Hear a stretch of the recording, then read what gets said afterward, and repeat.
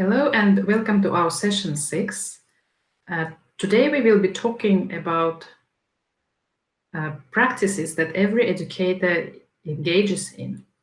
And these practices are observation, documentation, and assessment. So let me share the screen with you so that we could look into our objectives first, and then we could go into more detailed discussion about what we actually mean by doing observation, by running the documentation process, and by engaging into assessment. So the first objective is to illustrate the design of the whole process, the process of 3 elements, in order you could advance your pedagogical practices, because we will be talking about why we engage into observation, documentation, assessment, how we do that. So next objective is to provide you with practical ideas and tools that you could actually use in your practice, whether during your internship period or of course, beyond that in your professional practices, so that you will be able to form a consistent observation, documentation, assessment approach to your work.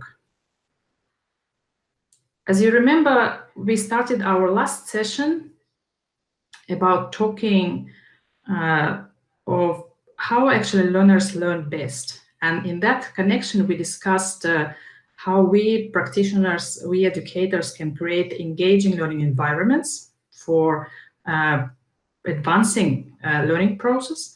We talked about the play-based and active methods that we use in learning, and that we use in learning and we use in our practices in order, again, to help learners to learn best. But what is it about doing observation, documentation, and assessment? Is it also something that actually helps to learn in the best way? It is a very important element, and as we know, in many different contexts, these practices are actually very much valued. But let's now first look into what actually it may mean in practical sense. And then we could conclude at the end of our session, what is it about documentation and assessment process that actually truly helps to learn? As you know, normally when we talk about the need for observation, documentation, and assessment, we talk about actually the link, or we always consider the link between learning outcomes and teaching practices. So this is what we look at in order to advance the learning in our students, in our children.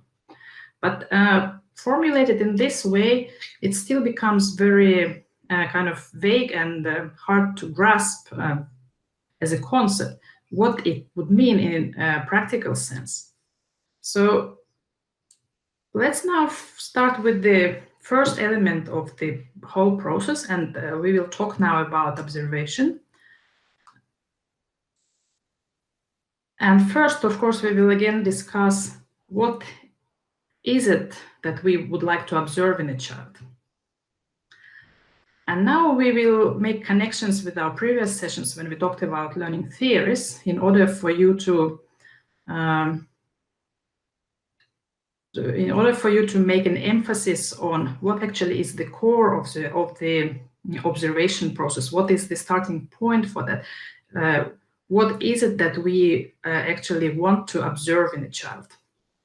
Of course, the question of the outcome, of the learning outcome,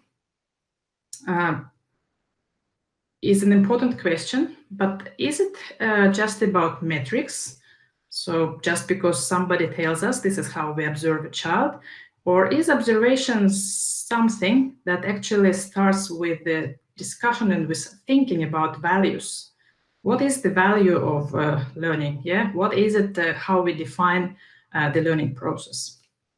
So logically, when we talk about the outcomes that we want to observe or we want to measure in the learning of our children, we talk, of course, about outcomes as interests that are largely defined by the purpose of assessment. So as you see, there should be a purpose why we would like to assess a child and therefore why we would like to observe a child.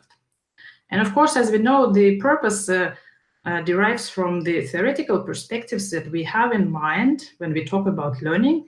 And of course, it's also defined to a large extent by the educational policies, goals, and priorities. But still, if we stick to the idea that we discussed in our previous sessions, that when we talk about learning, we look at it from the social constructivist perspective, where, as you remember, the learner is an active player. The learner is engaged in his own learning process. The process of learning is reminding a process of building blocks of knowledge or blocks of certain information, yeah? And this is the way we, or the child advances with his learning. So why we would like to observe a child is the next question we address. And again, keep in mind that we define the learner, yeah, in the social constructivist way. So what we think is that we need to observe a child in order to learn something about the child. Yeah, we would like to learn about his personality, about his developmental stage. We would like to learn about his interests in play, his preferences. We would like to see what strategies child applies in order to approach certain thing or in order to solve certain problem. We want, of course, naturally to follow the child's accomplishments in order we can say where the child is in his development in certain skills. And of course, naturally, we also want to know what the child thinks about what, how, and when something can be done. Yeah. So now, as we see, we use a lot of these words like we want to learn, we want to see, we want to follow, we want to know, we want to assess. But let's have a look at this aspect in a little bit broader sense. As I mentioned, there should be a purpose, yeah, why we want to observe and why we want to assess the child's behavior. It's not just enough to learn or know or see or follow the child. These actions have to be actually done towards some goal. And the goals could be, let's say, connect maybe certain pieces of knowledge in our head as educators, maybe compare the behavior of a child in a certain situation, to his previous similar situation. Maybe we would like to explain certain things in the way the child learns or in the way the child behaves. Maybe we would like actually to go still further and we would like to maybe reframe our own expectations, or maybe we would like to actually plan how we modify environment in order to support child's learning. Maybe we identify certain need for support and we would like to actually go further and find the ways how we could support a child. Or maybe we just want to design new type of activities in order to address certain maybe learning challenges or certain learning experiences. So we would like to do more than just see, learn, and know about the child or about his behavior, right? We want to take our action to the next level. We want to be proactive. We want to actually do changes in our pedagogical practices in order to help the child to learn best. So, of course, this is very much about observation. Yes, observation provides us certain, let's say, picture, certain description of the situation or of the child or of his skills and abilities, but still it remains, let's say, inert if the observation actually stops, or the whole process stops at the stage of observation. So observation is always done towards something, as I say. It's not done for the sake of just observing a child. Because, as I say, we talk about the goal, we talk about setting the new targets, and therefore we talk about actually modifying or restructuring or working on our action as educators. So let's think about observation as something that is not just done for the sake of itself, but it's something that helps us actually to develop our professional practices in order to help the child. So this is how observation actually then becomes proactive and constructive and effective. So as for now, this is my key point, to emphasize that observation should be always conducted towards some goal. So let's still have a further look at why we really want to observe a child. Yes, it is based on the examples I've given you just a minute ago. It is about being sensitive. It is about really understanding the child, even though sometimes they may not be able to communicate certain things, but still, when we observe and when we are being sensitive, we can read the signs from the child's behavior, from the child's language. So when we are sensitive and when we really truly want to discover certain thing about that child, we are more likely to actually develop a special connection to that child. And this is a very important professional characteristic of an educator, to actually truly try to understand your children and truly try to develop and connect with them. So we also want to develop, we want to develop activities, play environment. We want to advance the experience of joy of learning of our children. We want them to grow happy and develop. And of course, in a more formal sense, this is in order to implement our early childhood education goals. So again, as you see, there is a message here which tells that observation is always action-oriented. It is always a goal-oriented. It always is done or conducted towards the next step in our pedagogical practice. So now we will look at the aspect of how. We have now understood what observation is. We know why we now we know why we make observations, but what is it about how to make observation? What type of skills educators should have in order to make a really good observation of a child? But before that, let me tell you a story. It's a folk story. I think originally this is the story from India, and this is the story about 6 blind men and an elephant. You might be familiar with that, but doesn't matter. It's just interesting how we can actually describe the skills that educators need for observation, through looking at this story. So there was a group of blind men, 6 blind men, and they never come across an elephant, a real live elephant before. And one one day, the elephant came to the village, and they wanted to learn and conceptualize what the elephant is. What is it like? Each blind man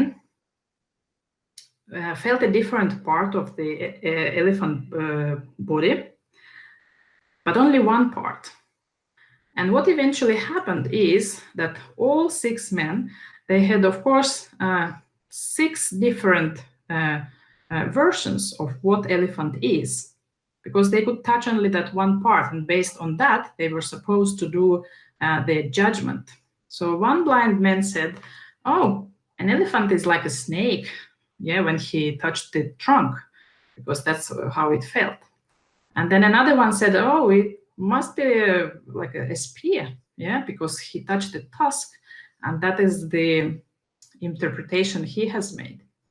And another blind man touched the leg, so then he said, no, an elephant is a tree, because this is based on his sensory experience. And the next one touched the tail and said, no, it's more like a rope. And then the next one said it's like a wall, when he touched the side, when he touched left and right, and he concluded looks like a solid wall. And the next one touched the ear, and he said, oh, it's like a fan.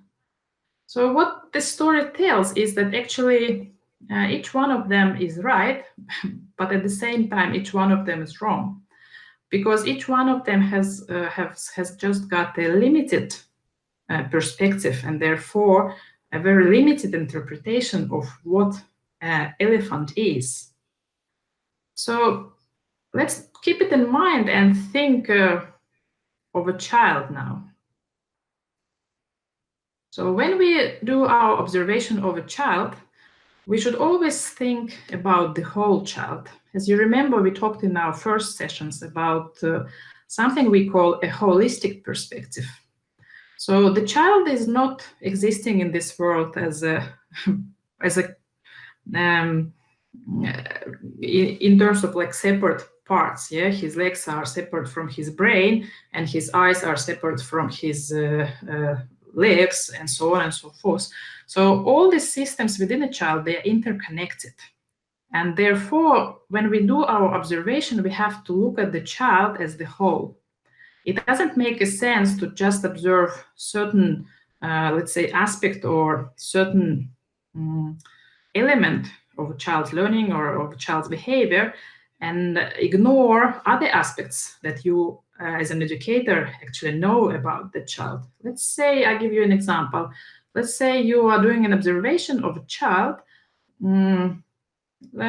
Maybe you want to observe the way he plays, so you kind of aim to assess the play, as an activity, and you do your procedure and you observe the child and you make your notes, and then you see certain things that you record.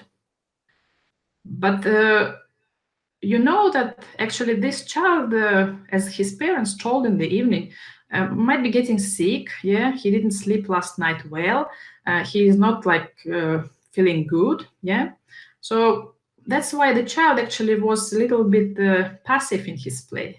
But if you observe just a play without actually taking a broader context about the child on that particular day into account, then you will run into the danger to just have a very limited and very and narrow experience, and your observation actually will not necessarily be a quality type of observation that you could really translate into some action that needs to be taken, because you have ignored the fact that actually the child's health status, the child's energy status affected the play he engaged in, and therefore it affected the way you observe, what you observe in that play.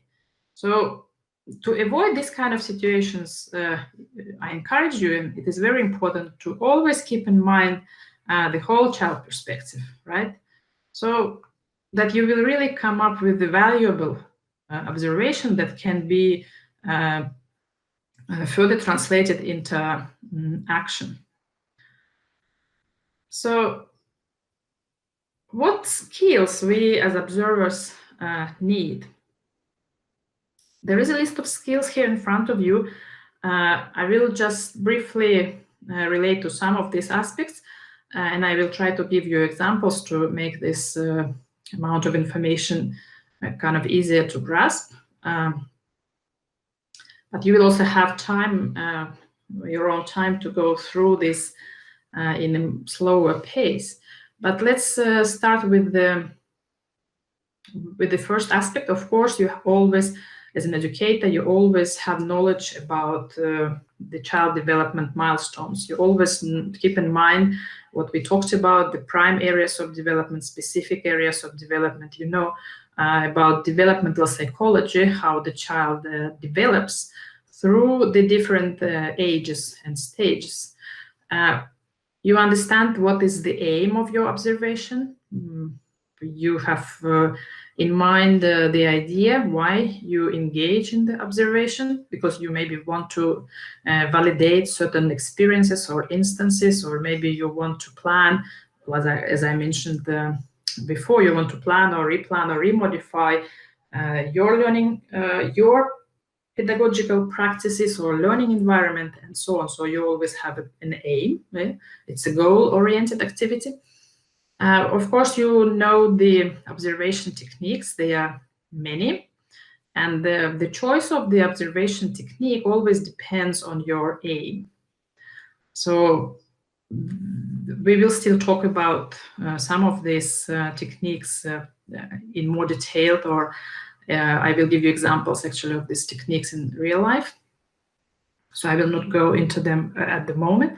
And of course, as an observer, you also have to have, so to say, active listening skills. Yeah. So if you have if let's say you have chosen as your observation technique, you have chosen a running record, yeah, or anecdotal record, you understand that you have to have actually good listening skills as an observer, not to interfere into the context you observe, but be, let's say, still at a distance, yes, still an outsider of this situation, but still be able to be present in a way that you may just clarify the questions, yeah, or reflect, or by repeating or paraphrasing what the child says. So if the child says, "Oh, look, this is how I drive a car," and then you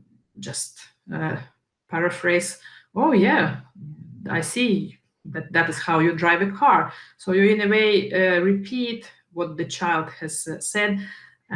It's very important not to engage in the observation with your subjective views. Yeah, it's not now the idea to actually,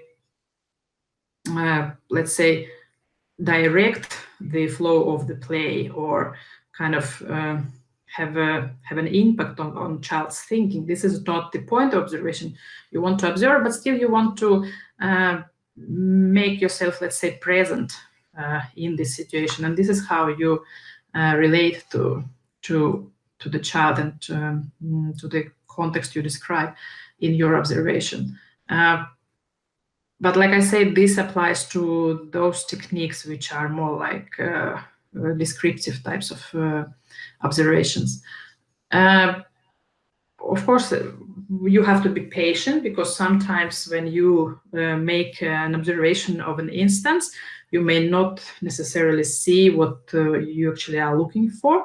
So then it makes sense to make a series of observations of the similar type of situations. It's again about what is it that you have in mind to observe, why you observe. As I say, it's not just observe for the sake of observation, but if you really look for certain characteristics or features of behavior or of response from a child in a context, then you might need to repeat your observations, and only then you can actually use them towards making assessment. And as I say, yes, you have to be objective. You cannot take your perspectives or your thinking into observation. Of course, you have to be aware of the time management aspects, and it's very important to engage into observation in a way that you first agree with your team. Yeah, you make them aware of the fact that this is what you would like to observe in that particular child, and this is how you are going to do it, and this is what you are going to do and when you are going to do.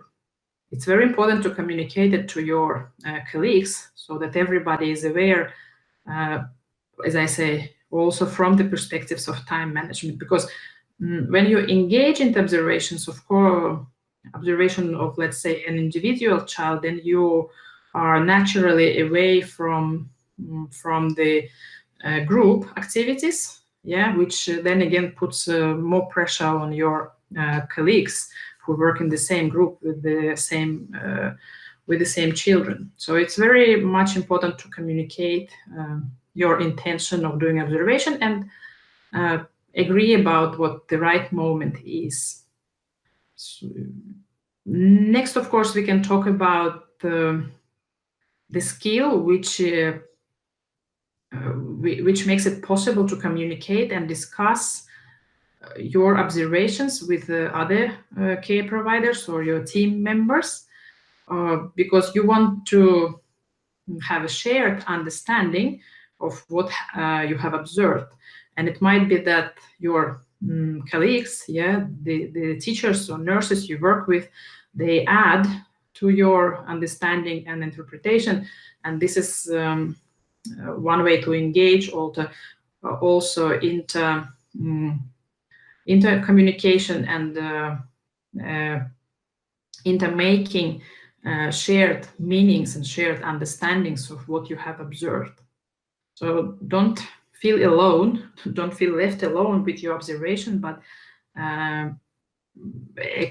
opposite to that, go and talk about your observations to your colleagues, because you all adults, yeah, you all teachers, nurses, staff members, you all work with the same child, and it's very important to discuss about that child with all of your team members.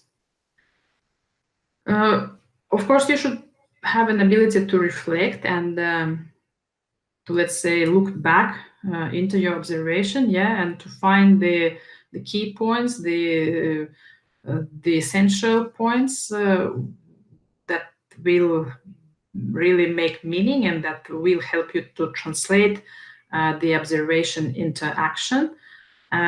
Because, of course, naturally, when you make an observation of a child, and let's say if you do the running record type of observation, you will write quite a lot of text, yeah, even within limited time.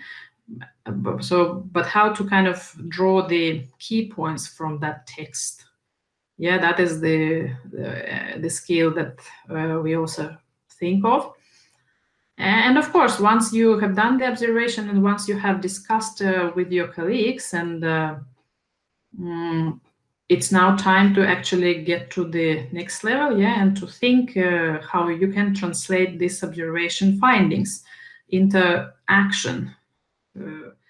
Action in terms of what I talked in the beginning of our session, action in order to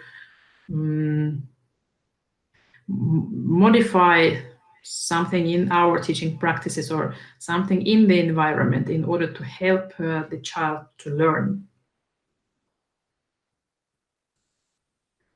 Here I give you actually one example of an observation of a play situation. And this observation is actually called a running record. Yeah, so you look into the situation and you just have a piece of paper and a pen, and then you write what actually takes place or how the situation unfolds. And if you look at the left-hand side with what I label as observation A, you will have something like Ayla is feeling selfish. She won't share her toys with other children.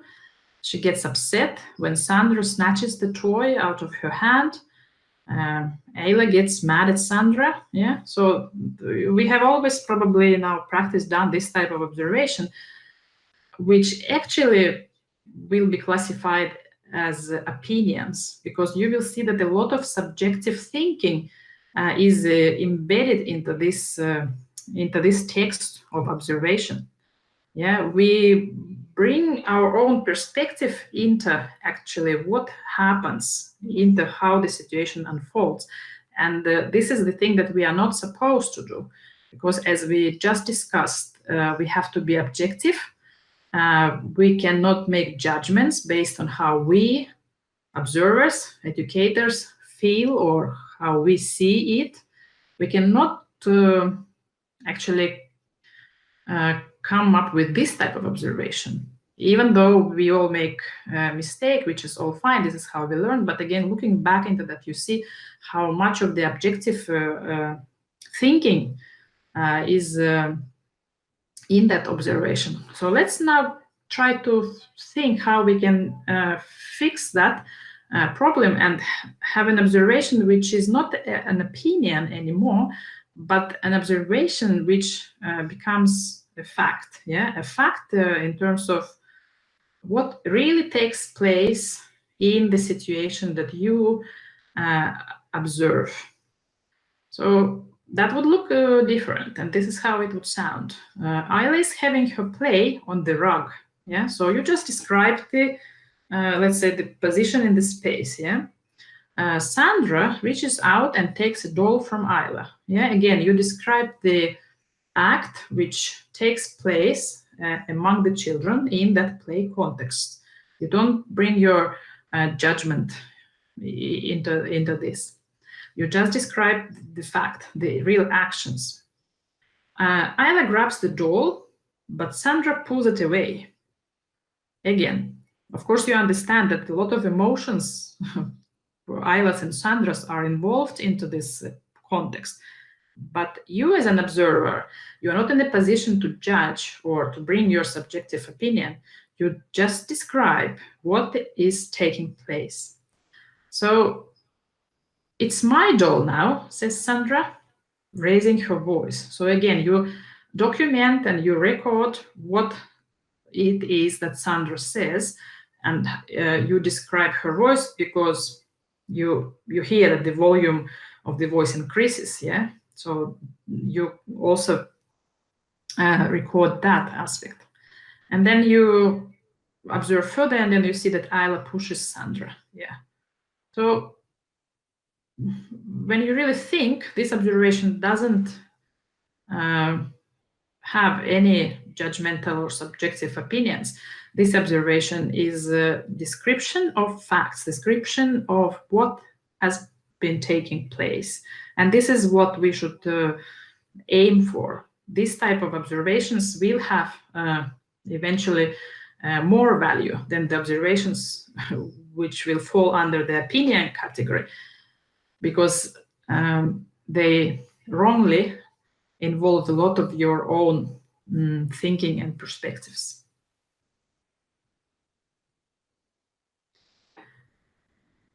Now, when I'm guiding you towards, again, thinking about observation as something that will bring us, practitioners or children, to the next level, yeah, to the level where observation is interpreted into action.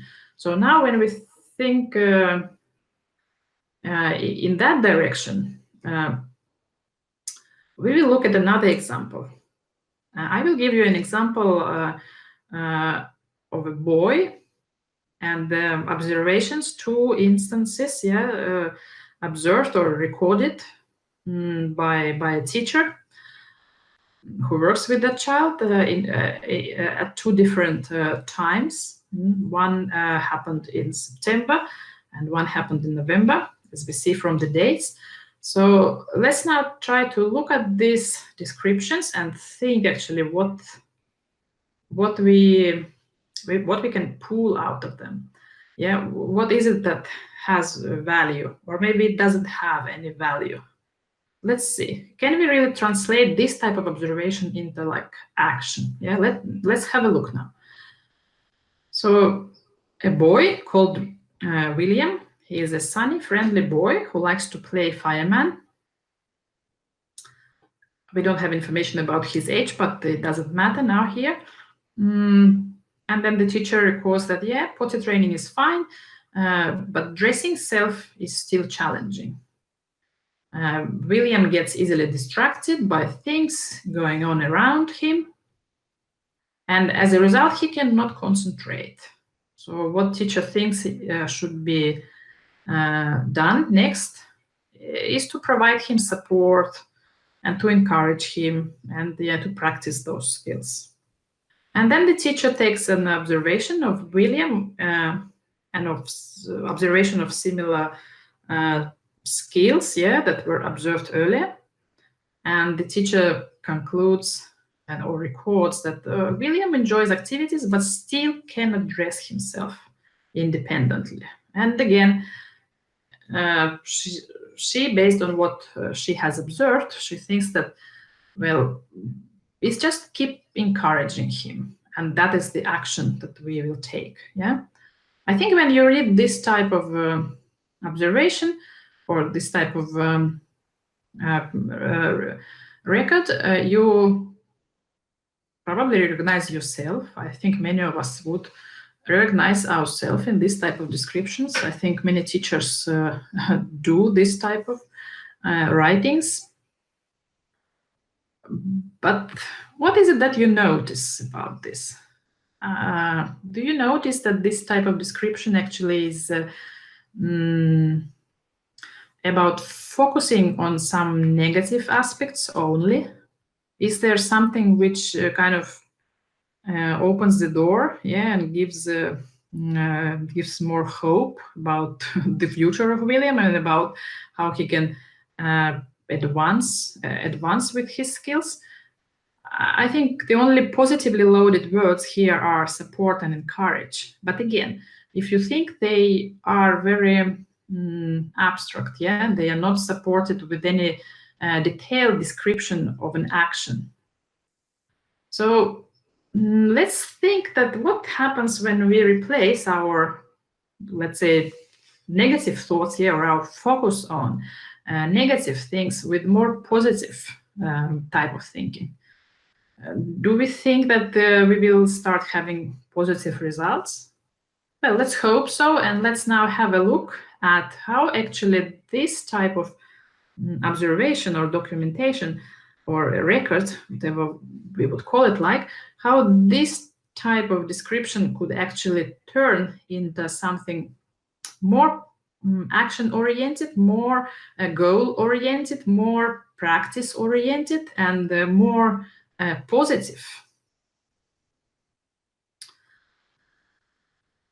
All right, so I still keep the original observation or the original description for you on the left-hand side, and now you can have a look at how the whole text, how the whole record can be modified in order to actually take a different perspective and actually have a different value in terms of quality of description. So what if we start in a positive way in the first place? We don't have to say anymore that self-dressing is challenging, but we can put it that William has practiced self-dressing. He has been practicing anyway by default, because this is what you are doing with him every day. But again, you avoid putting it in a negative way, using the words like challenging. Yeah, you rephrase that he has been practicing. Of course, it doesn't tell you about the result, but think about children again in a way that they need time. It's always a process. As I've told you before, learning is always a process. So that is a good start. William has practiced. He is going through his process of learning that skill. Now let's describe in the more precise terms, actually, what is the context when William gets distracted. So we don't talk about that as the main focus anymore. Yeah, he gets distracted, that is very clear. But what is it that makes him distracted? What is that situation? Yeah, what is that context? So we go further and we say that William gets distracted during dressing by others. Yeah, so he's distracted by other children. So of course he is in a difficult situation, yeah, to practice his skill when others are actually distracting him or interfering into his context or into his space. Sometimes he's also tired, and then he also has a challenge with this skill. And what helps William? Yeah, the teacher went further to think actually what could help. And then the teacher came up with the idea that picture cards can be used. Picture cards that is a type of picture communication, maybe cards of different pieces of clothes laid down on the floor in a sequence. Yeah, this is one way of using picture cards, or maybe small picture cards at which teacher will point, yeah, to William. Yeah, so what is the piece of clothes that you put on now, and what is that piece of clothes that you put on next? Yeah, when William reaches that point in time. There are different ways to use picture communication, but the teacher realized that actually it helps. Yeah, it helps William to focus, and that is what is the main prerequisite for advancing with the skill. Yeah, the child has to be focused. The child has to concentrate on what he is trying to do, what he is learning, what he is doing. And the teacher realized with time that actually we could use one of the William's strengths or interests in order to advance him with his skill. So the teacher remembers that he likes to play a fireman. So the teacher made up a game for him and told him that, you know what, the fireman, they have to dress very quickly, yeah, when there is an emergency situation. So now, once you are a fireman, we have to practice the skill and make it happen very quick. So this is how the teacher actually connects to William through his interest. Yeah, you remember I mentioned this skill, I mentioned this aspect of really making a true connection with the child. And we take his interests as the reference point for connection. So now William is using picture cards. Now he is doing his fireman practice training. Now the context is created. Yeah, it's much more favorable, and the teacher, with time, makes a conclusion that it has clearly helped William. Yeah, so the support provided really helped him, which is a good result. But then after a while, the teacher comes up again to the similar situation, situation involving self-dressing skills. And the teacher realizes that actually picture cards do not anymore motivate William. So you see, she is not describing William judging him. She is describing the tool, the technique that she has been using for a while, and it has been effective, but not anymore. Okay, so how could we help William still? Yeah, what are other ways that we could try out with him that could help him. So the teacher probably tried many ways, and then she come up with an idea or with a solution that William would need a separate peaceful space. Sometimes you have to just take the kids out of the group or out of the bigger context where many children are, like physically in one space. Yeah. So sometimes the teachers have to take the child out in order for him to be able again to focus. Yeah. So they've practiced that. Yeah. They've the teacher or the whole team was creating these peaceful spaces for William, and they realized that it's been helpful. Yeah. So you see, they've updated the approach, yeah, the method, how they work with William, but still on the same type of problem, yeah, on the same skill. All right, and then we can end our observation with a positive result, yeah, or positively loaded in a positively loaded way, yeah, and we can say that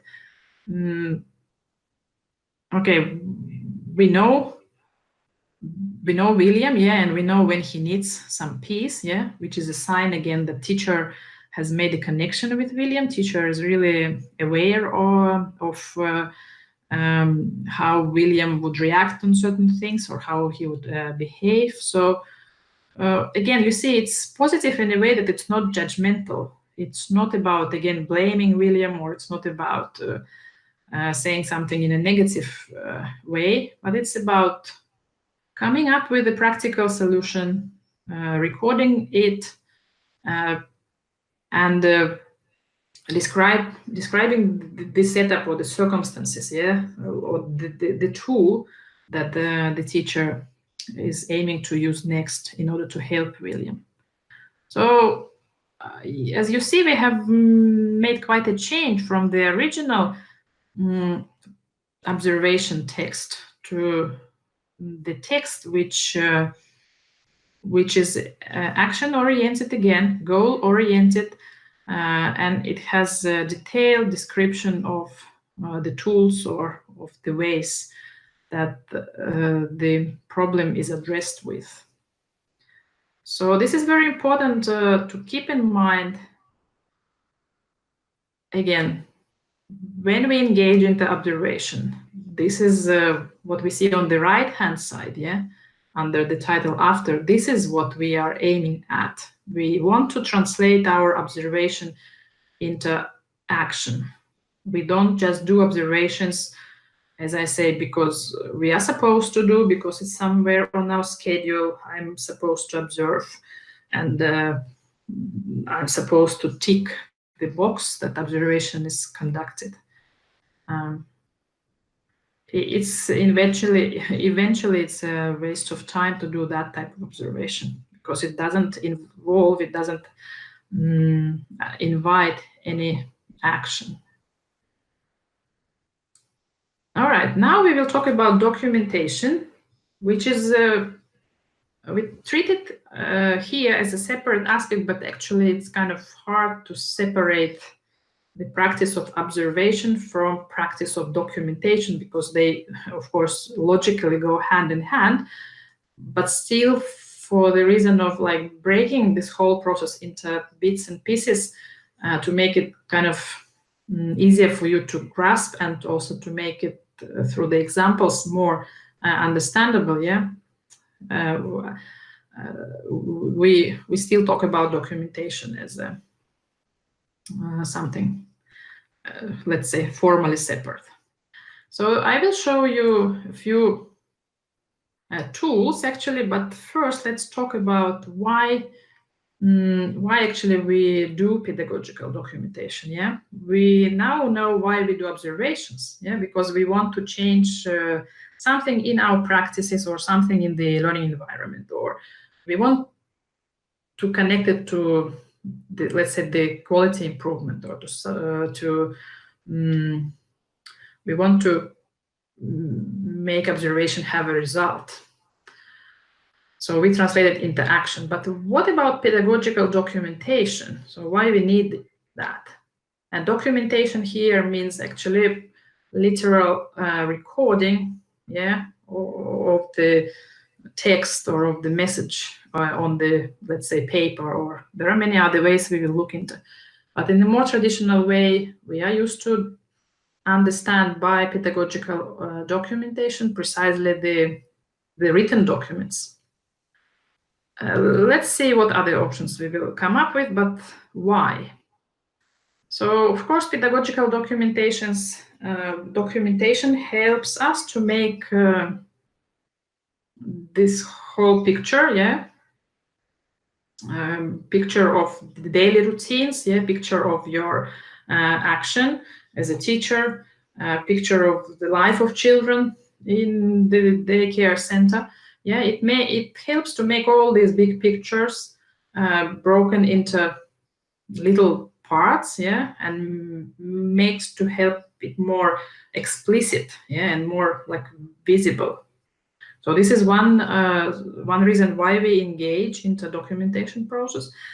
But of course, we have to again remember that documents as such, yeah, like any type of observation, written observation, or any type of, let's say, photograph or other type of observation, when it's documented, it's just providing us a perspective, yeah, it's providing us with the point of view, yeah, with the reference point, but it's not right or wrong by itself in any way.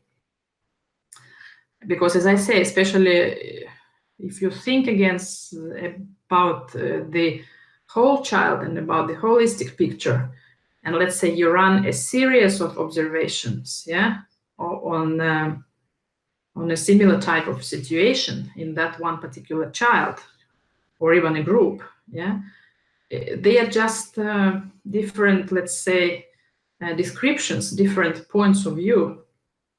This is about us as a next, at the next step. It's about us educators, how we actually put all these pieces together and how we interpret and make meanings out of that documentation. So, as I say again, it's very important to think in that direction, that they just provide the perspective, the point of view, and they just open the paths for communication with the team members, communication with the families, communication with the children themselves, which is very important. And we will talk about that still today, when we will talk about actually participation of children in this whole process of observation, documentation, and assessment. So what is important is we should create a culture of reflection. Yeah, the documents on their own, they are just inert, static pieces of information. This is not the they are not the ends in themselves. They are done towards something. As I say again, and I try to emphasize it, that there should be always a goal. There should be always a movement forward, a movement towards action. And this culture of reflection actually should become a kind of a non-stop practice when you work with children. It's not so that when you do your observation today and then you do it tomorrow, or when you engage with the child tomorrow, yeah, you forget actually what you have observed the day before. It's like an endless cycle. It's like a spiral type of a movement direction. You are engaged into this reflection of that child or of that context or of that group of children, as long as you are working with them through all this time span. You are with them. So it's something to keep in mind, again, in order to understand that everything is a process. Everything is to be practiced and things to be learned, but we need to give time. We need to do our best as professionals. We need certain environment, and we need to engage into reflection.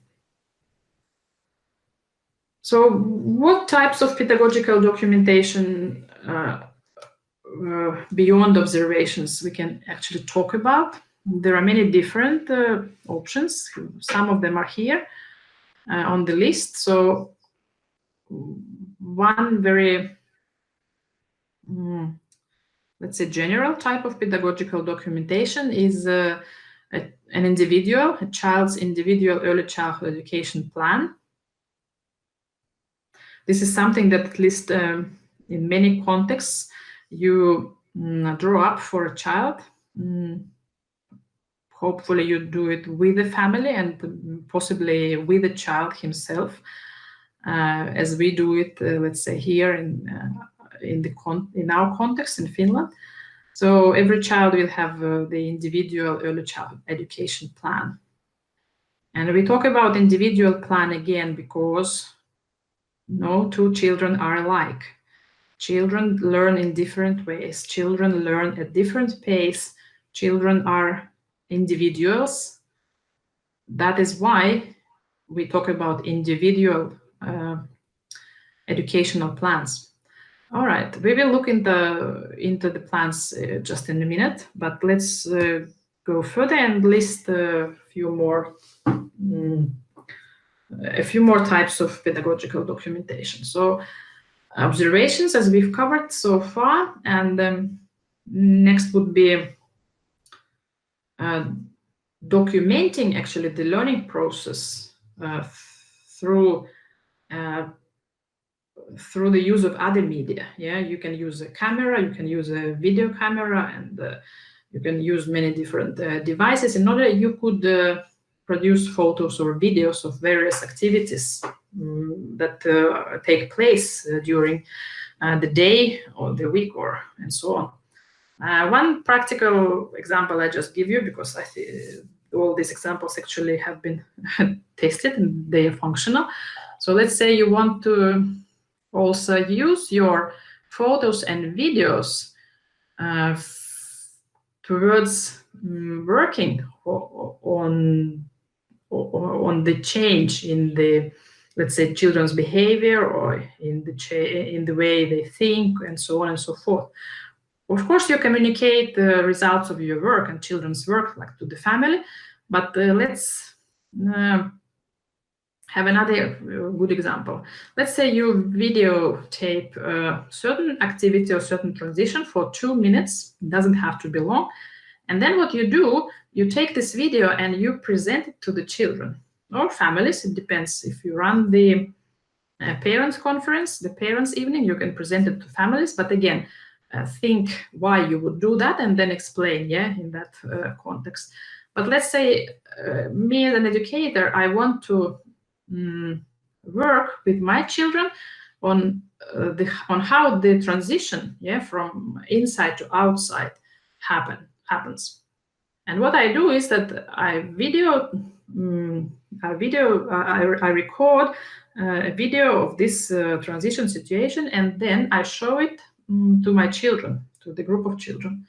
And then they look at that, and we look at that all together. And then we discuss, okay, what it looks like, what is it that you notice, yeah, what stands out maybe, or how do you feel about this whole situation? And then you will have a discussion where you actually invite all your children to think, yeah, about their action, yeah, about their own experiences during that activity or transition. So again, as you see, I have a goal. I don't just make photos or videos of certain situations just for the sake of making videos and photos. I want to do that in order to work on my pedagogical practices or maybe on the action of children. So this is what I mean, that how we translate the actual observations we make or the documents we make into action. Yeah, so think about that, and yeah, definitely you come up with a lot of other uses, but this is just something very descriptive here. Of course, children do a lot of crafts and arts, This is another way to document the process and also the result. I would still encourage you not to think so much about pieces of art and craft that children make in terms of results. I think it's actually not so important what type of result, what type of work the child has produced. It's more important to focus on the process the child went through and what the child have learned through that process, where his starting point was and where now he is with the final result. And of course, we always have to encourage our children and praise our children, for their effort, for what they have done. So in that sense, I would suggest that it's not really a good idea at all to do any comparisons of the results of the products, of the pieces of art or craft work at the output end, because what we value more is what happened during that process of learning in a child. Next type of documentation could be a child interview. Why not? We can interview a child at home. At home. We can interview a child at the daycare, or peers, the friends in the group. We can set up certain activities that they would interview each other. We can make a game, out of it. Maybe we play the game like we receive important guests, and now these are the roles, and now this is the interviewer child, and now this is the child who isn't that important guest in our class, and now let's interview. There are many different ways how you could work about that. At home, of course, parents could interview the child, or actually one option would be here, the child could interview parents. That would be also one type of document about telling you about actually what type of interaction happens at home, what is the, let's say, emotional status, the emotional atmosphere at home. So it could give you, as an educator, a lot of information about the child's home, which is also very important because, again, we think about the child from a holistic perspective. It's one whole child. It doesn't start here in the morning at the daycare and it ends in the evening at the daycare. No, the child goes home. His life goes on. So it's a process again. We cannot break it in pieces. It's a process, and it's also very important what happens at home, and it would give us maybe some ground for work with parents as well. Maybe also to reassure that they are doing good things and encourage them to keep doing to keep doing the same, or maybe sharing some ideas and maybe discussing their concerns. But one type of documentation, child's interview. Child-adult chats talks. This is something that we also practiced, and it's really amazing that if you commit to do this type of documentation, what you as an educator and as what your child will actually eventually have, the child will have a series of stories, which could be actually piled in a book format. So the child will have a story of his journey, with you, with this group, with his family, with his experiences through the whole year. We talk about 10 stories because normally the child would be between summer break and next summer break in the daycare for 10 months. Of course, it might be different in your context, but this is just from the experience I've had with my children. So I just do this monthly, short 10 to 15 minutes talks with the child in private. Of course, I design I designed this experience in a way that I have an idea, what we could discuss, or maybe I invite a child also to share what he would like to share. So eventually you will have like one story written, as a type of document. It doesn't have to discuss skills of child. Like normally we understand by documenting or assessing skills, learning skills, and we have all these checklists with learning skills broken into different elements. This is not about that. The focus is just to give a child an experience and to involve a child into his own learning process and have this story. The story might be related to his skills, might be related to some disappointment that the child had, might be related to his success that he had, might be related to something completely different, maybe how he spent his weekend. But through these descriptions, through these stories, as an educator, you will be able again to pull out the essential elements and interpret them in a way that will make you understand about many skills in a child. Again, it's about the topic you come up with for your story. Might be language, at least one type of skill you can assess through that. Or if the story involves how the child went to do some sport activity, then of course you could assess also his physical gross motor skills through the same story, because the child is likely to tell you what he was good at. I did a good roly-poly, but I wasn't so good at the jumping high, or whatever. So you will get an idea about at least one or two or maybe even three different types of skills. But again, there are many things we target here. And as I say, one of them is child's participation, child being active as a learner and also as an observer of his learning, and also as the one who assesses his learning, because you will come up with those qualitative judgments the child make about himself. And next type of document you may like to try out, it's a treasure album. So here we already involve other tools like information communication technologies.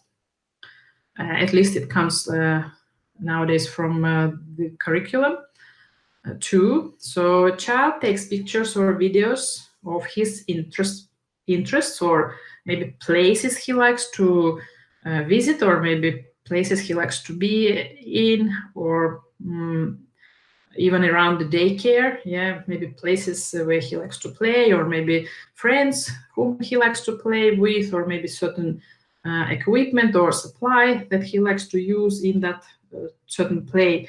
So let the child have his freedom to document this, and make snapshots and make videos. Of course, you teach them how to handle all these devices, but they are very quick nowadays. So they definitely get the point. And that would also puts a child in a position of an active learner, because he will be in charge of this whole activity.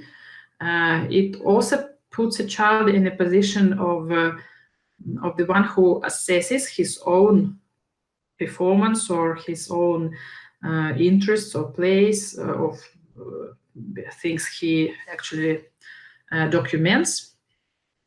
And then these pictures and videos can be discussed, with teachers, with peers, with parents.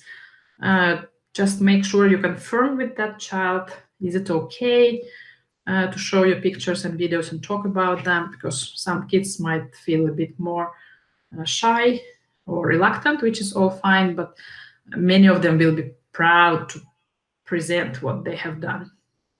So this is another idea, how you could actually document your pedagogical activities, and also what and also children, they could document it by themselves. I know this is maybe something new to many of you, that you really involve a child into the process of observation, documentation, assessment, but think about the value. It's absolutely valuable experience for the child himself, and it teaches him those skills that we talk about. Yeah, it teaches him skills like self-assessment. I will still talk about this today and show the examples how we could what are the tools that we could still use for that. We teach a child to become a critical thinker because he's in a position to really think, yeah, what is his story about, what interview he runs at home, yeah, or in class, what pictures or videos he takes. Yeah, that is a lot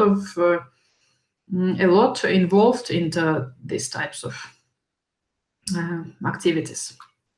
But now we will talk more specifically about this like formal type of documentation, and that is the individual plan, child's individual plan.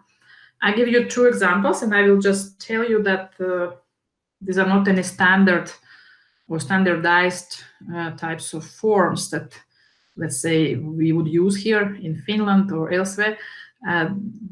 It's not about the layout as such, it's about the content.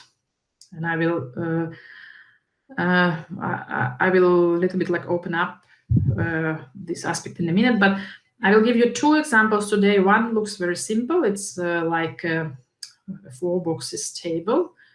And then another example will be the one provided by the National Board of Education of Finland, which is not a compulsory layout again. Teachers and daycare centers and you usually have freedom to design their own forms. It's not about, again, the layout, it's about the content. And the content will be always more or less the same. The aspects we look at will be more or less the same, whatever the template of the form is. One thing still about the individual plans is that, as I mentioned, we work with families and we invite them for the discussion.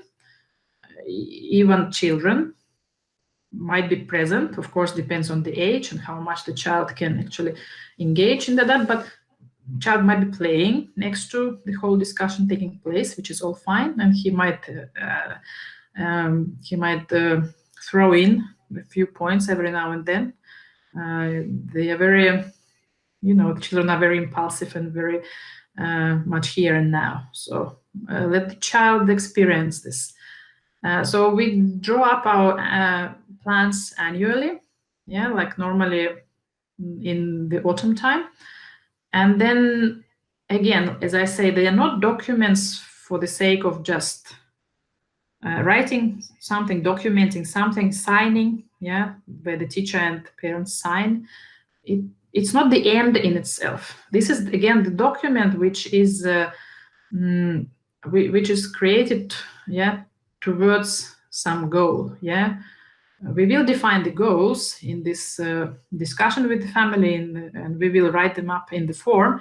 But as I say, because we are action and goal oriented in our thinking, yeah, of course we assume that whenever the goals or the methods should be updated, yeah, whenever it should take place, then we review the whole discussion, and then we review the whole individual plan, just like in the case with the William boy. Yeah, so you still remember that example when there were two like instances for drawing your judgments, or drawing your thinking about how you remodify your practice and what other tools you can use.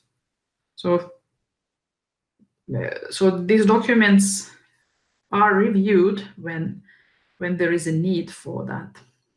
But now let's go to the actual content. So the content, as I say, whatever the template is, the content is about this. It's about talking what are the strengths of the child, what is it that he experiences his success in Yeah, so we list a lot of positively loaded characteristics or features or um, actions.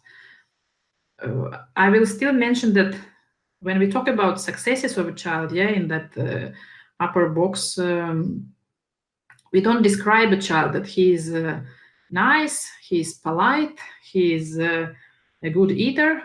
We don't describe the child in this sense. We only describe the actions. Yeah, we describe the child and his skills from the point of view of action.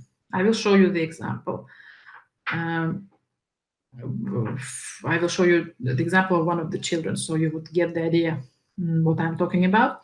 Okay, then once we've described the child in the, let's say, positive terms, yeah, his successes, his strengths, we switch to formulating what would be the needs for support. Maybe there is something, and most likely there is something that even regular child will need some help with.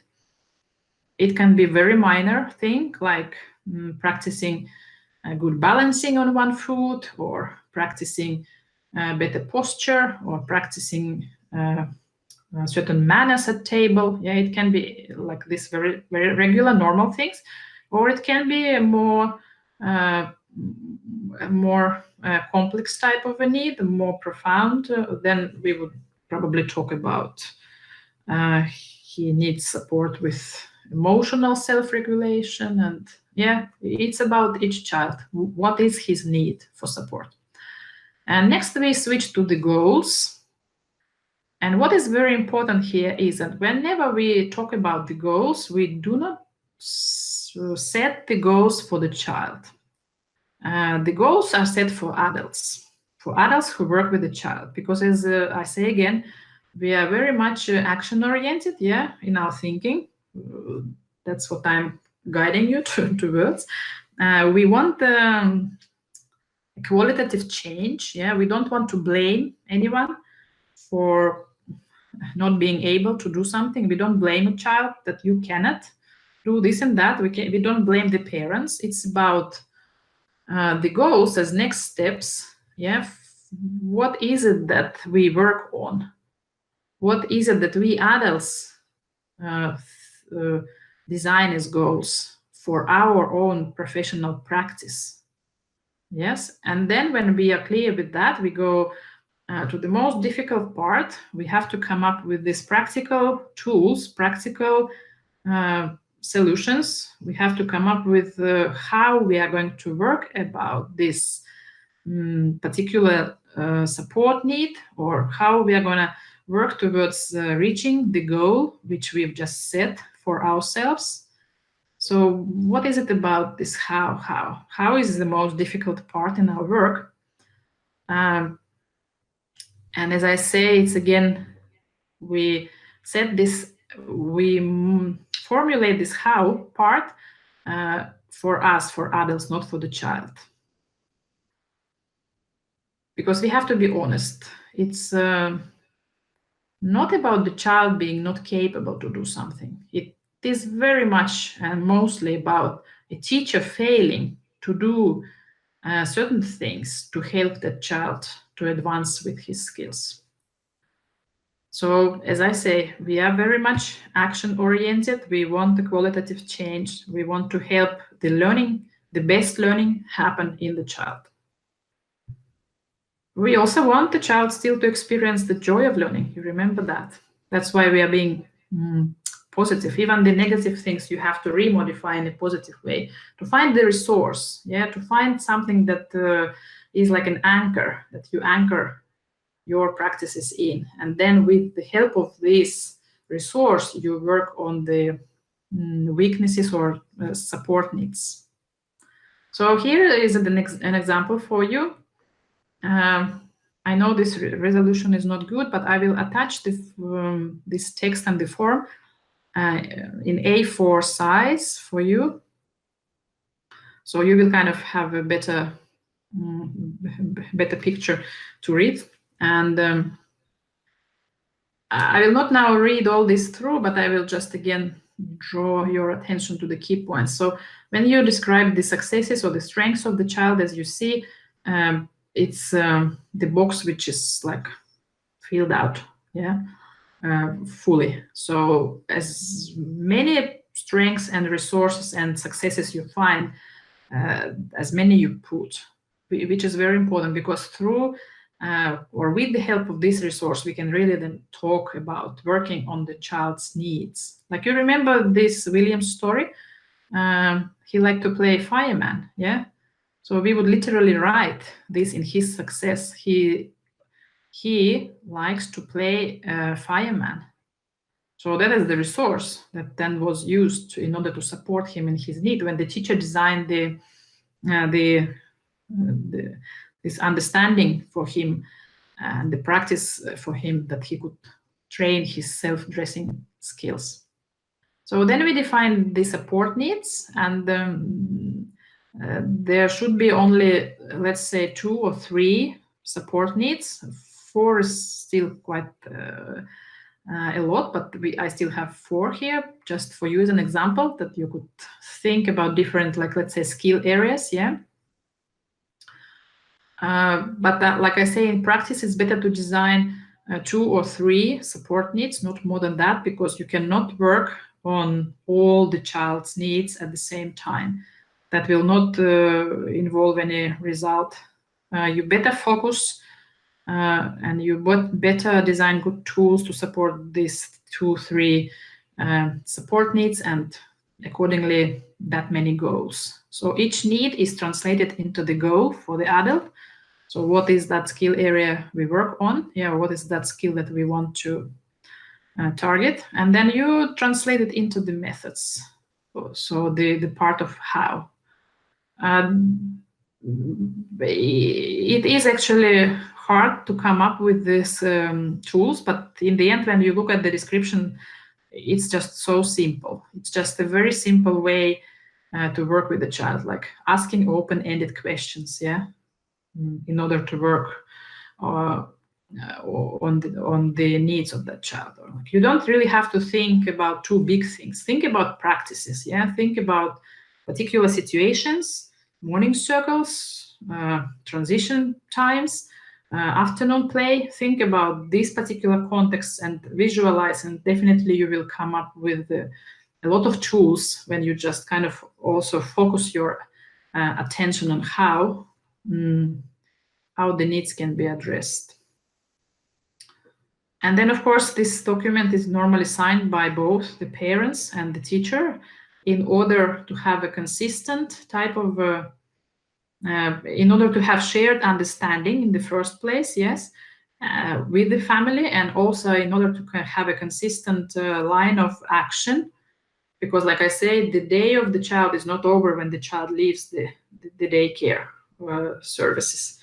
The day continues at home, so the parents should it's sometimes it doesn't quite work that easy, but in most cases, at least here with us, we talk to the parents and we work with them in a way that they understand why certain things should be done in what particular way, so that they could have the same line of behavior and action at home to support what we have done through the day with that child.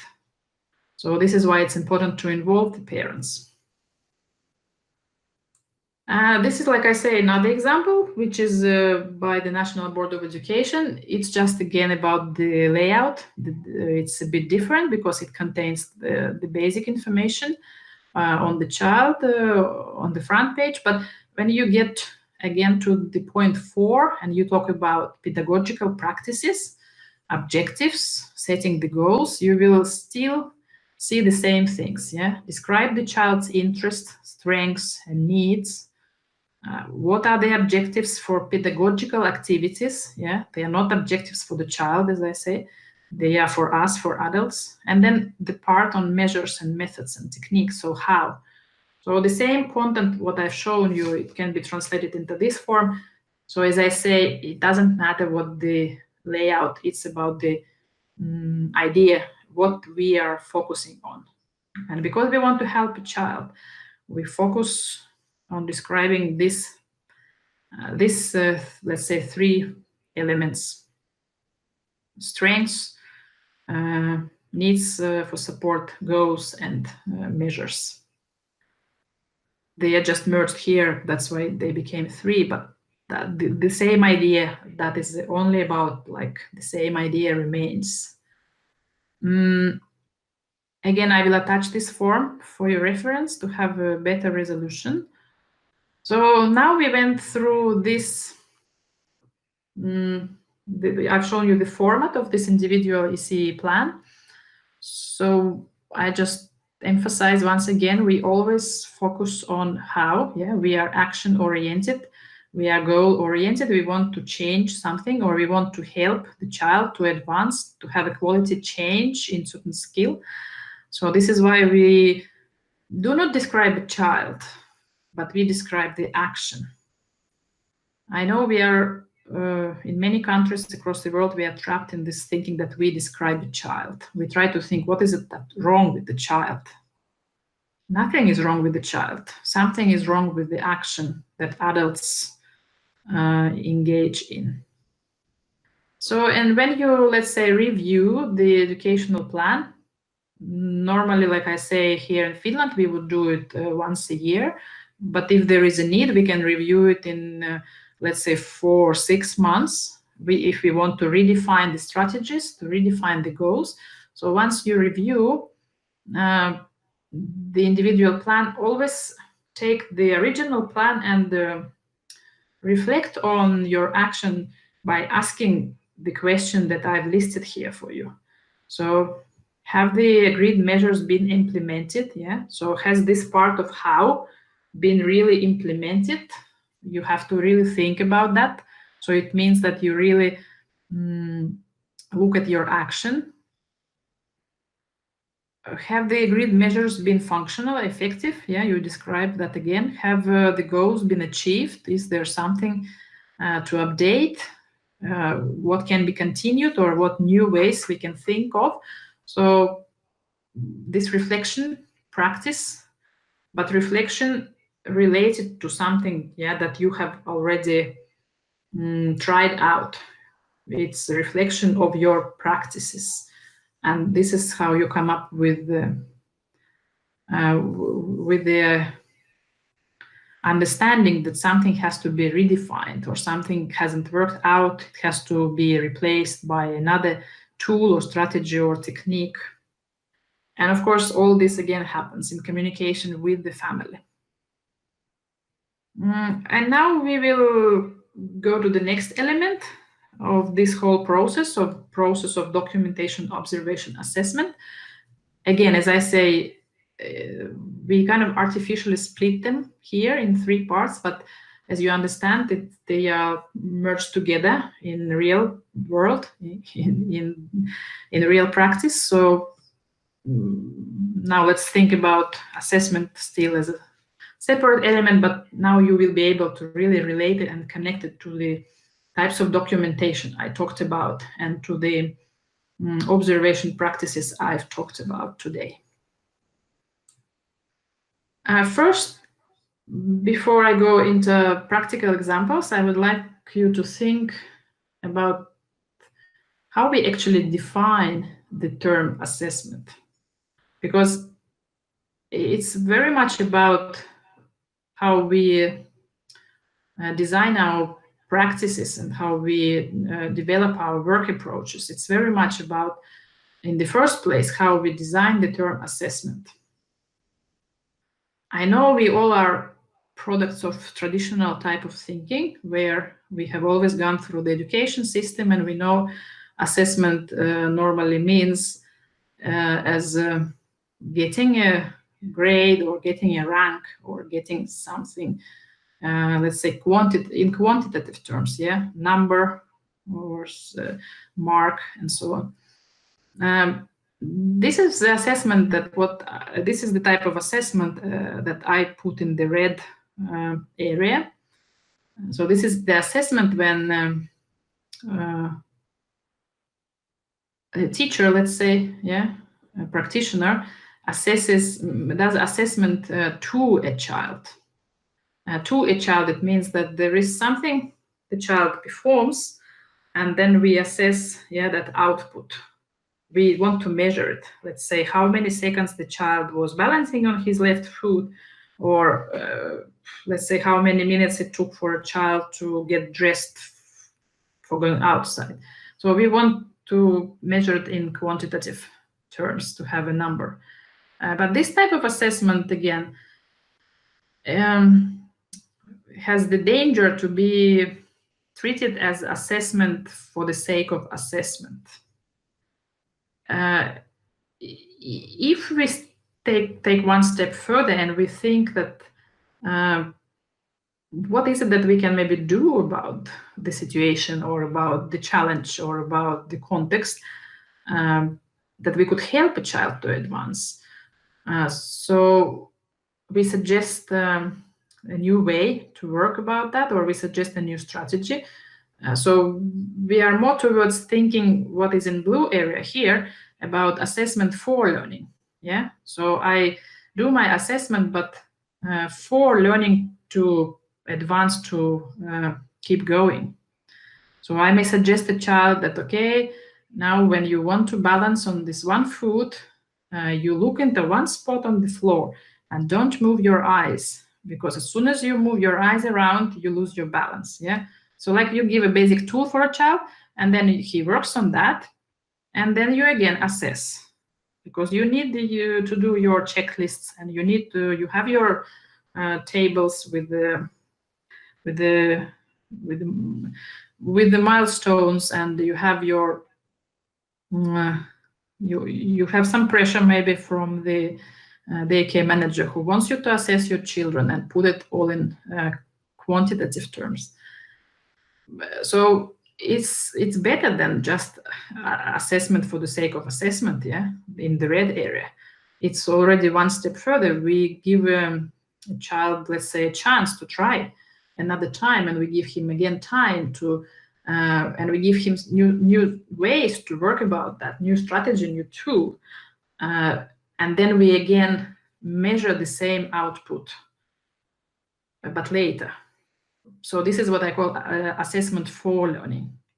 So it's more child oriented, it's more child friendly than the one in the red, but still isn't just that. We talk in Finland about something we call assessment as learning.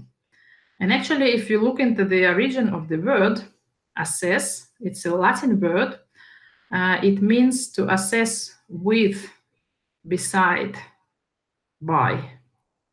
So it means that assessment doesn't involve a teacher with an authority and the learner somewhere at the lower level. Assessment might be translated as something when you sit with, beside, and by that child, in a way that it becomes a partnership, in a way that you involve that child into the process of assessment. So we think about assessment in that direction. Assessment as a learning process. Assessment as a process where every party learns something. Teachers learn something about the child, about new ways how to work with the challenge of that child. Children learn because they are equipped with strategies. They are told how to do things. They are helped. They are invited to assess how they are doing, how they are performing in certain skill area, and so on. You invite the families into assessment because they have their own perspective and they have a right to have their say in the assessment. So it becomes a process which involves many actors, and it becomes a process with the redefining the goals, the strategies, the methods, the approaches, which means that you are in a position, or you are placed in this in this timeline. You are entering the journey of learning. You are you're going through the journey of assessment. Assessment is never the end in itself. assessment is an element of the process of the practice, which helps you to go further. So assessment is viewed like an open process. Yeah, you see the difference, because assessment to a learner and for the learner, it's more about the endpoint. But as I say, children learn. Sometimes you see that learning, and sometimes it's not so transparent. Sometimes some child needs more time, and sometimes child needs actually more challenges even. Children are so different. We cannot apply the same assessment criteria to all of them at the same time, yeah, on the same type of skill. So I know this is a very kind of difficult philosophical aspect or topic, like how you define the assessment. But as I say, the way how we define assessment influences the way we shape our practices. And that's what I'm talking about today all the time. It's about the process, it's about practices, it's about action. So now let's have a look at, again, at the assessment through the lens of the children's participation. As I say, the word itself suggests that assessment is done with or by a learner, and of a process and as a process. So let's involve our children. And I've given you a few examples by now when I talked about documentation, but now just like to kind of sum up that children's participation can be viewed actually as a resource, as a really powerful resource for observation, documentation, assessment of the learning process. So involve children into assessment. This will tell you, this will give you a lot of instances for observation. It will give you a lot of information about where the child is with a certain skill. Yeah, when you just let him be in charge of his learning and let him participate. The children will do documentation, and I've given you examples with making photos or videos or etc. interviews. The children will learn self-assessment, which is the, let's say, one of those goals we want to reach. We want to reach, and we want to help children to form the skill of self-assessment for their future life. So involve the children, and let's see what it could actually mean in a practical sense. Of course, in the first place, if you ask what it is that children understand by their participation, you will come up with many different answers, but I've given you here just a few, but I think very descriptive. So for some children, participation is when they are feeling important. Yeah, it makes sense. For some, it's about suggesting to read a story. Yeah, so they feel that they can actually have an impact, yeah, on the process. They can suggest to read a story, and that story will be read. For some, participation is about just playing with a friend. Yeah, because it's a social process. It involves participation. Of course, that's a natural way to think about participation. Participation is when an adult listens to me, whether I feel bad or good. That's what one child would say. Imagine what actually, or think about it for a second. It's a very deep, it's a very valuable message, and it's a very deep thinking in that child. Yeah, so he feels accepted whenever he feels bad or behaves bad, or he does something good. Yeah, in any situation, he is accepted just because because he's a child, and we understand the children and their development, and we understand their developmental psychology aspects.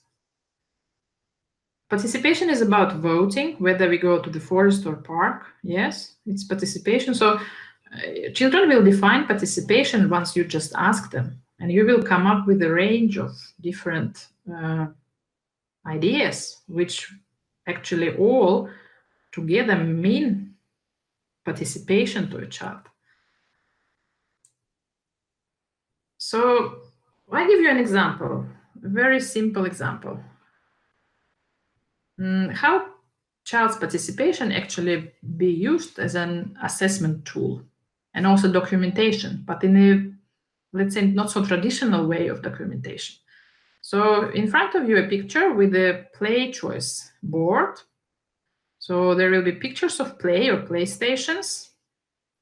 There will be number tags for the maximum number of children in a certain play. And then there will be also children's name tags. So what the children will do is that they will take their name tag and then they will stick it accordingly, where they would like to play. And they will also see if there is already if there is enough actually space in that play or in that PlayStation. Or let's say if you have number 4, so it means that 4 children can play there, and if the 5th child comes and wants to put his name tag in that area, he understands that he actually cannot do that because it's a play for 4 and all 4 places are occupied, so he cannot enter that play. So he has to think what other play would be an option for him. And that's how he goes through this process, and then he will eventually stick his name tag in a different play. So looks like a activity, doesn't quite mean anything, but actually if you look into the details from the pedagogical point of view, you will find that what the child is doing is the child is self-assessing the situation. It's not about the teacher telling him where to go. It's about the child himself having this dilemma in front of him and having his time to think about it and then having a solution. The child has run through actually very complex, let's say, self-assessment process. The child probably also did counting, because you have to understand that 4 is 4 and it's maximum, and you are 1 extra. So it has a value, this activity. Though it, as I say, looks like a simple activity, but it has a value. So the child will, once the child has assessed the context and he will stick to some play, he has a solution. He has gone through this process. It's a sign for a teacher that in the first place, the whole tool named Place Choice Board actually is functional tool, because it functions. It helps the child to manage this particular aspect of routine. It's also a sign for a teacher about the child, how the child goes through his thinking process and how he actually solves this problem. It's a sign for a teacher that, he probably masters the basic numbers. So this type of activity is not meant to be, in the traditional sense, a teaching educational activity, teaching activity, but it's actually a very educational activity. And as I've given you the reasons, now you know that there is more value to this than what you would initially think if you just take a glance at this choice board. And it's all about, it all started with the understanding that when we involve the child and when we create this tool available for him, the process will take place by itself. Okay, slightly different example. Again, I still talk about children participation, which actually is then translated into assessment. Yeah. And I will just quickly brief you about this activity. So children take snapshots of the learning environments, class, corridors, outside. You remember I talked about use of different learning environments. It doesn't have to be just the space, the physical space of the classroom. It can be any environment is a learning environment. So children take snapshots with iPads or cameras, whatever. Then they plan different activities for different spaces. To do that, they make a mind map. Yeah, you see, so the level of the level of complexity increases. So they make a mind map where children draw or write their thoughts and ideas, depends on their skill level. And of course, there is a process of interaction and negotiation and discussion. Yeah, what are those spaces and what different activities could be done in different spaces. And then the group of children comes up with an agreement to use the environment according to their ideas. And teachers, by just observing this whole activity, they get a lot of knowledge about children, about their skills. Again, different types of skills, language skills, creativity skills, problem-solving skills, and so on. Social skills, of course, maybe even emotional skills. It depends on do you happen to have a child who is being upset about something or not happy with some choices and so on. So you will have many different skills that the children work on through this process and that you can evaluate as a teacher. And then what is another important aspect, you accept their viewpoints and their opinions, and by that you make children understand that they are valuable views and opinions and ideas. So you make the children understand that their participation is something which is very valuable. So through doing this type of educational activity, what do you assess eventually? As a teacher, you can assess the play. Yeah, you can assess the play because it is a play type of activity. It's a play-based activity. It's an active learning method. So you assess this whole activity. Yeah, I call it the play here. You also assess the learning environment, because as a teacher, you also should look into assessment of learning environment, not just assessment of children's skills. And children give you a lot of ideas actually. Does certain environment function certain way or not, and what could be modified? Yeah, through the discussion you've done, through the mind map you've done with the group of children. And what is again one of the most valuable things is that the children will be involved again in this sort of self-assessment process. So they will relate their thinking about certain play to actual play in a certain space. So they will relate themselves to that certain activity in that certain place. So they do this self-assessment. And they work on their critical thinking skills, creative skills, problem-solving skills. It's a teamwork, it's interaction. And surely it involves a lot of numeracy skills and literacy skills too. Because you can always count how many different spaces or how many different activities and so on and so forth. It's about teacher to just channel and let's say navigate the discussion taking place once you discuss different options within this activity with your group of children. So again, through taking children into participation, you as a teacher, you have assessed many different things, and you didn't even have to do it by yourself.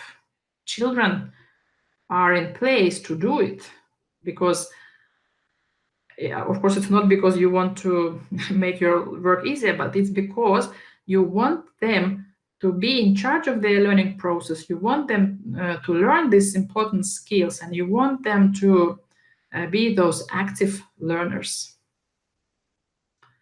Another example, again, about children participation, but again involving different skills, involving different skills in this activity, or being involved in this activity. So the children in a group enjoy reading, and the teacher team, we work in teacher teams. We are about 2 or 3 team members in our context. So the teacher team suggests to keep a book jar. And the book jar would be something like a jar. And the teacher with children mark the goal line, normally like 2-3 centimeters at a time. Maybe you take a tape, or maybe you just mark with a felt pen, or else how. So you mark the goal for that the class, the whole group has to reach, and that would be done so that the children add the wooden. We have wooden beads, the wooden beads into the jar. So one child reads one book, and he would put one bead in a jar, and this is how you kind of do it with your group through, let's say, several weeks, and then you will reach the line, the goal line. And we also pre-agree with children what they would like to do when we all as a group actually reach that goal line. Would we like to do something together? How would we like to celebrate, and so on? And normally we collect a few options from the class, and then we vote, and we choose one option, and then according to that we will then celebrate our small achievement. So like I say, the children would drop one bead in a jar after they have read one book, and they are also supposed to answer a question related to that book. We have certain set of cards with different questions, so the child will just randomly draw a card with a question, and the teacher would read the question, and the child would answer that question related to the book he has read. And when he is done, if he is experiencing difficulty, of course you help him. It's again about making an effort. It's not about focusing on a negative aspect that the child cannot do. There is always a way out. This is what we are to teach to children. So if the child can do it by himself, it's fine. Otherwise, help a child to answer that question, and the child will add a bead in a jar, and that's how you gradually get to your goal line. So again, very simple activity. Involves apparently literacy skills, because children read books. It doesn't mean they have to read the books by themselves. They cannot read yet, but it means that there was an experience of reading a book with his family, maybe with his older siblings. Also, the books we read in the class, all books count towards the goal. So again, what we have at the output end, we have children who practice this, like I say, skills, literacy skills, because they're supposed to read or at least listen. It's about self-assessment, because they know that when they have read the book, they have to remember to put the bead. So they have to ask for the question in order to put the bead, or to add a bead in a jar. So they go through all these steps of the process. It's about memory, right? At the same time, because the child has to remember also the content of the book he has read. It's about teamwork in the first place here, because that was an activity designed for the whole group and discussed within a group. It's involving interaction skills. It involves again, many different skills. And this is again the example how through participation you can actually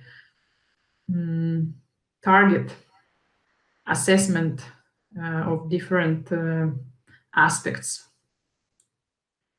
Another example actually we had in our last session. So if you get back to the story when the children were documenting their game, the happenings in the Horseland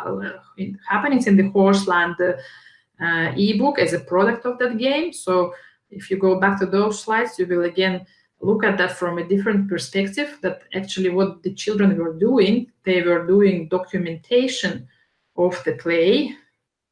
They have done the assessment of their own play just simply by the fact that they were engaged in the documentation.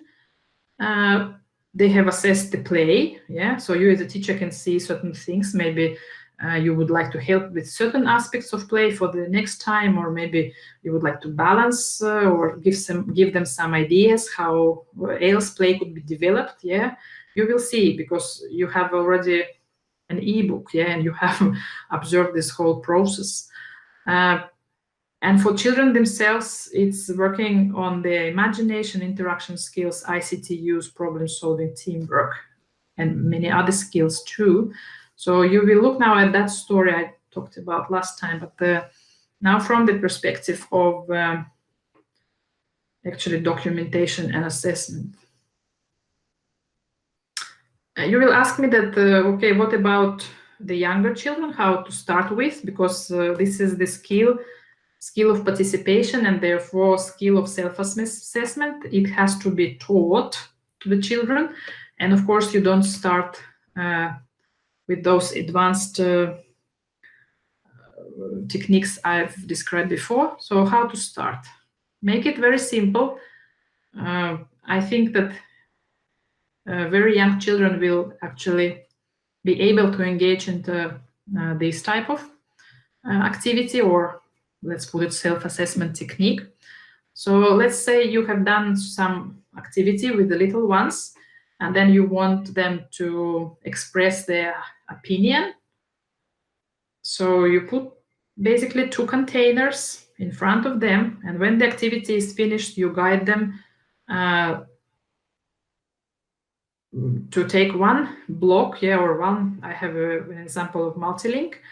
Those multi-links we also use for voting. They're very handy tools actually, because you can connect them, join them together, and then if you vote, now a little bit away from this particular example, but if you vote, you can then also see the heights of different towers, and then you can decide which option has won. Yeah, so this is how you could use multi-links. And actually, you could also use it in the same way in this particular activity, but let's get back. So you guide the children towards assessing, let's say, a basic thing like, have you had fun today? Yeah, was this game fun?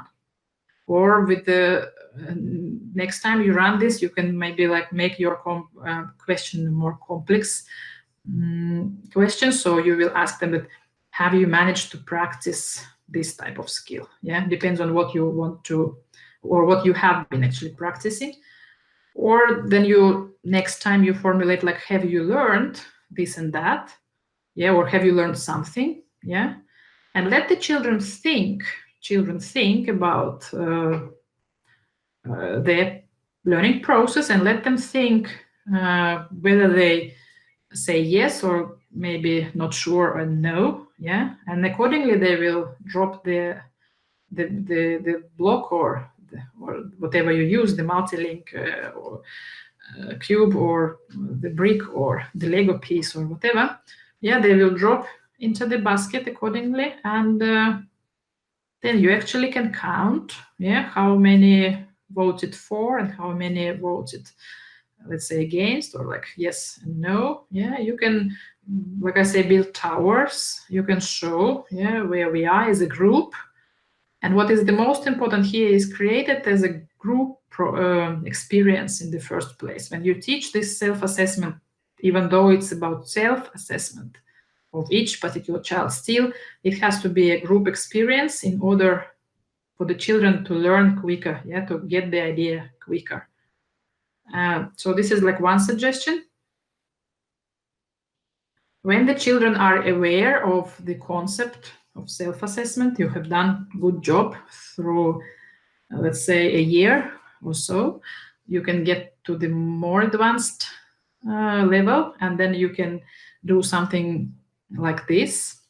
So you can have a different a picture of with a different image. It doesn't matter. It can be just an air balloon with, let's say, 2 or 3 sections. It doesn't have to be a plane with this how many 15 something sections. It can be very simple for the start.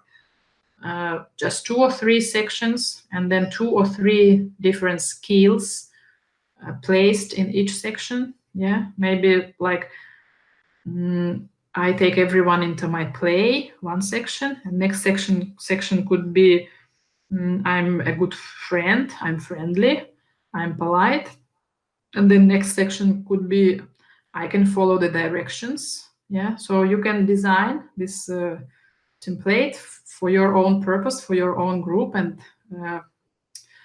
and assign different skills to these different areas or like sections, and then let the children color. Yeah, teach them how it connects to the color. So if you feel you are doing very good, yeah, take a green color and color it green. If you are not sure or you've tried but you think you need practice, maybe choose a yellow, and then choose the red if you think that you need a lot of practice.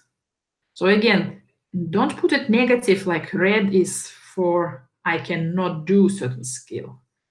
Red is not for that. Red is for amount of hard work that the child has to do. So play on the positive side, yeah, on the positive formulation side. So this is another example, and then children will color accordingly. I just give another advice, a piece of advice, that maybe you start with coloring only one section per one day, or within this, let's say, week. So only one section. Don't target to do everything at a time. It's better to think big, but take very small steps in order you form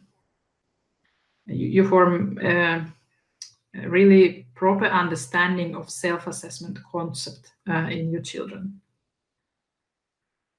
And this is another example. This is what I've used with 5 and 6 years old.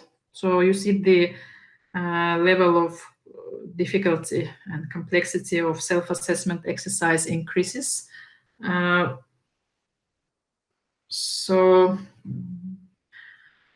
I give a description for you. So again, like I say, we have many skills we talk about in the class with a group of children, but focus on those 3 to 5 areas, define it by yourself, talk to the children, ask them, what do you think is the skill area that we need to talk about this week?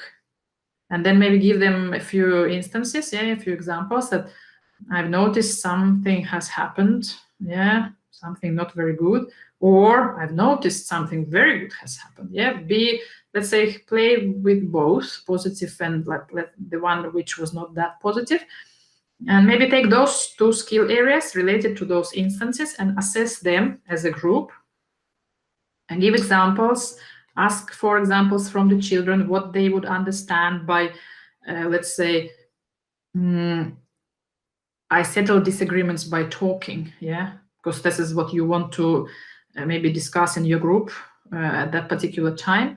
So what it means, what is it, what disagreements are, give examples. What does it mean that we have to settle them or solve them by talking?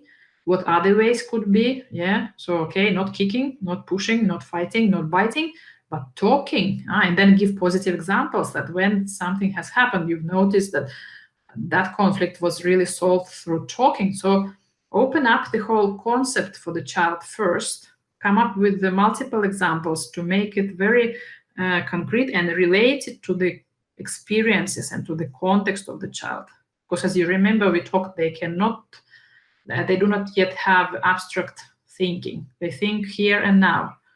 And the younger the children, the stronger this actually characteristic is. But even with 5, 6 years olds, give plentiful examples and then gradually guide them towards the technical, like to the phase of a technical implementation of this activity.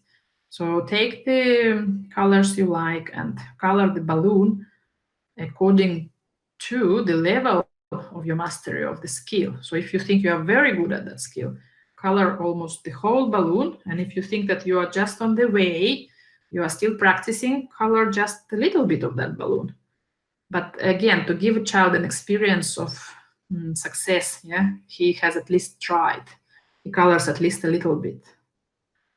Of course, eventually you will have situations that somebody colored the whole balloon, though wasn't that good. Yeah, you can also, as a teacher, kind of discuss it in private with the child and praise in the first place. Yes, I remember you've done this and this and that.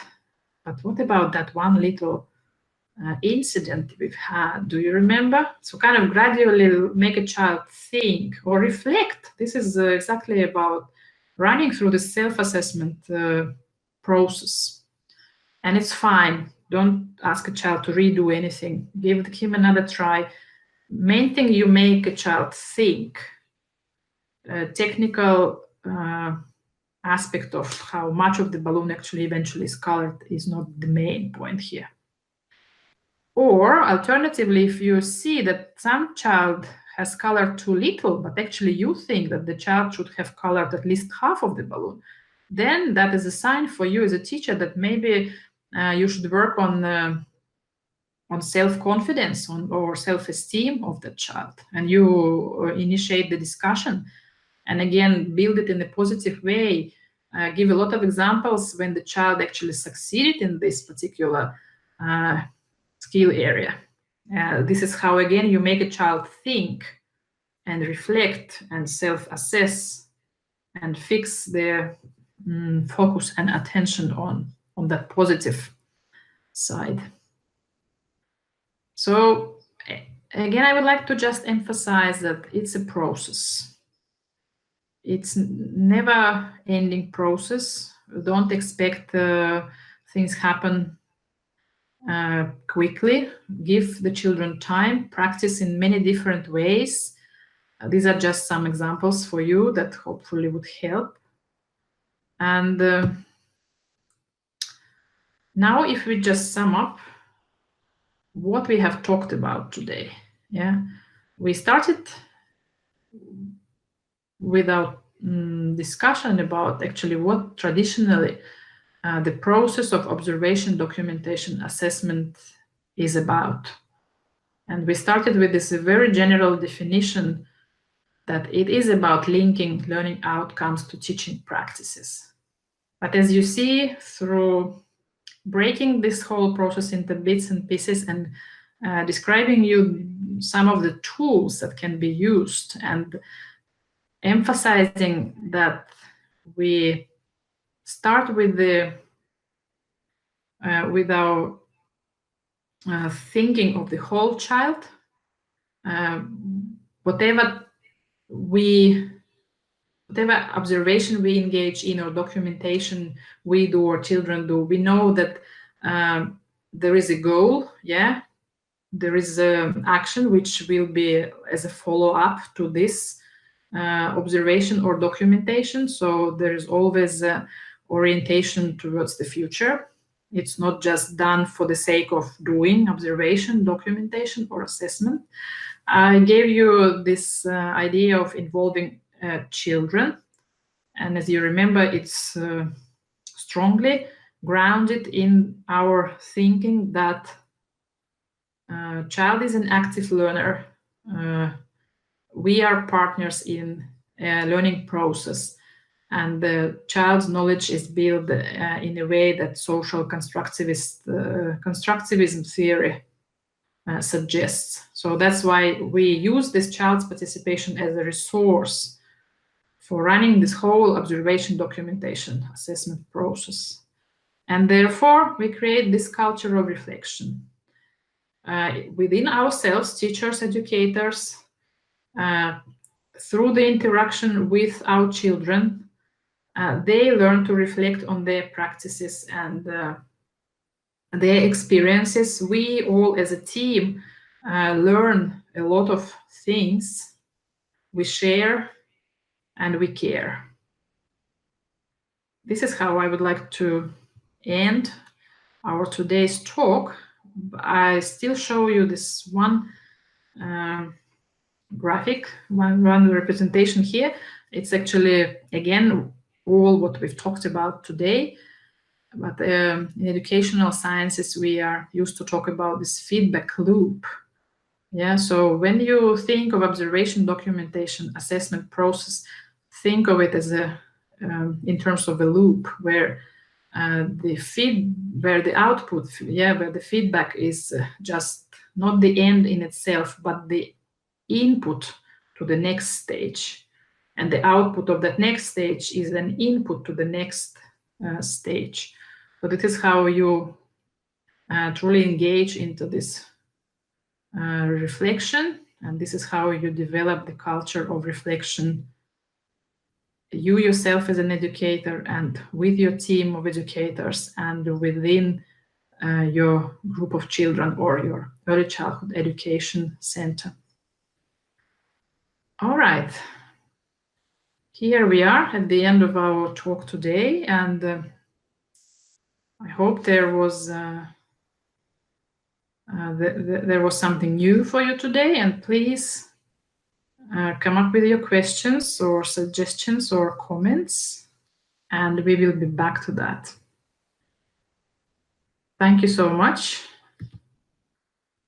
and see you soon.